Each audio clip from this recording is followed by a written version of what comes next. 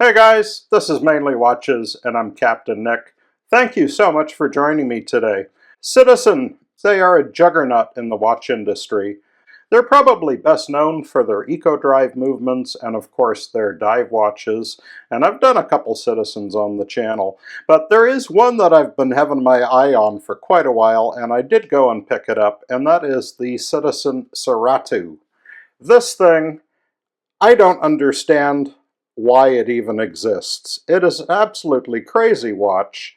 It's coming in just over 4 millimeters thick. I mean, it is thin, razor thin. But I was absolutely fascinated by this because I didn't really understand why it should exist. Who needs a watch so thin and light? It's literally as thick as two quarters stacked on top of each other. I mean, it's nuts. I don't even know if the camera can pick this thing up. It wears like it's non-existent on your wrist. So why did Citizen make it? Who needs a watch so thin? And it's an eco-drive. I'm absolutely fascinated by this watch. I think Citizen just made this thing to stick their thumb in the nose of the industry and say, look at our technical abilities, what we can do. And this isn't even the thinnest watch Citizen makes. They've got one called the Eco Drive 1. It costs 10 times the price of this, and it's 3 millimeters thick. I don't think anybody needs a watch this thin. Obviously it's a dress watch, it's not a deep diver, but why does it exist? And I really think Citizen just made these things to show the world what they can do. So, the Citizen Suratto. This watch has been introduced recently by Citizen, and it is one of the thinnest watches in the world. And the best thing is, this watch is very affordable. Yeah, it's very, very thin. I mean, look at this thing. It's nuts. The Suratto, just getting into the specs here really quick, it is an eco drive, as you can clearly see on the dial. You are getting a 38.5 millimeter case width. The lug-to-lug length is coming in at 44, and the thickness is 4.7. When I measure it with my calipers, I'm getting 4.5 millimeters. This thing is super thin, and this is its real claim to fame. Lug width is coming in at 21 millimeters, which is a little unfortunate. We'll talk about that in a bit. You are getting a sapphire crystal on here, which is scratch resistant. It is treated with AR. As you can see, there is no second hand. It's just two-hander, hour and minutes, and you have an absolutely stunning dial. The face on here, I don't know what Citizen has done. If I can get it to pick up the light, sometimes it's just iridescent. It's absolutely stunning. It's sort of like a vertical, almost a water grain, waterfall type of finish, or like raindrops coming down. It's really cool. You do have applied indices, surprisingly, which is really, really amazing. There is no lume on this. It's obviously a dress watch, and I think that's absolutely fine that they don't have lume. You are getting the Eco Drive. It's a G872, solar powered. Citizen claims you're getting about a half year power reserve on a full charge. They do have several different colorways. They have a gray, a blue. This is the gray, and it has a gold PVD bezel and a gold crown. Speaking of that crown, it is a tiny crown. I measured the crown in at 3.5 millimeters. And yeah, it's not a practical crown to use, but it absolutely works. And you can manipulate it. It's not a screw down crown. Let's see if I can pull it out here. There we go. And then you can just adjust your time. Fortunately, it is an octagon shape, as you can see here. So it does give you some grip. But, you know, let's be realistic here. This is a quartz watch. It has no date on it, so how often are you going to be setting this time? You're not. Of course, they had to keep the crown so small because the watch itself is very thin. 3.5 millimeter crown. Water resistance on this is 30 meters. And here you can see the back printing.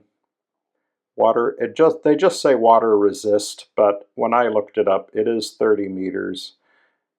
Actually, it is screwed down. What is so remarkable with this watch, and again, getting into that thickness, I thought this watch might have been flimsy, but structurally, this thing is solid. They've got some case rigidity in here, which is remarkable.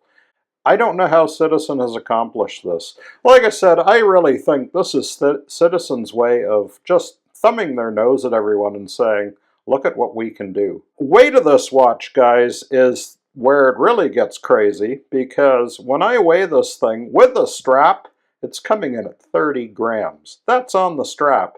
When I've removed the strap, it's coming in at just over 20 grams. Now, the strap, this is the leather strap that Citizen supplies it with. It's a very nice leather. It's a bonded finish. I think it is a leather outer. You can see there is a seam on here. So I think you are getting a leather outer surface, and then it is bonded to some kind of almost like a suede synthetic material. It's actually very nice. It's a very thin, pliable strap. Of course, it has to be thin, given the thickness of the lugs on here. And you can see even on this watch, this strap, which is just over 2 millimeters thick, looks odd. That's how thin this thing is.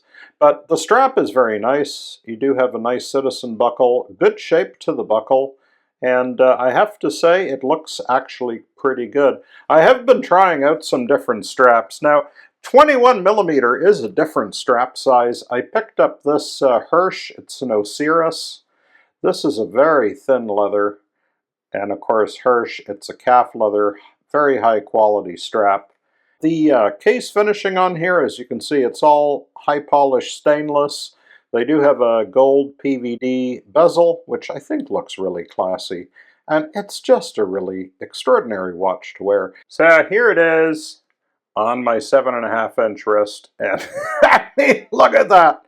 It's crazy. It is absolutely bonkers nuts how thin this thing is. You can easily wear this under the tightest shirt cuff without any problems. This thing is so thin. It really, you don't even notice it's on your wrist. It's so thin, other than you feel the strap.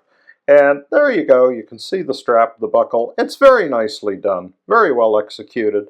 The only complaint I have, the spring bars in here are a little janky. I just put this on with the stock Citizen spring bars that it came with.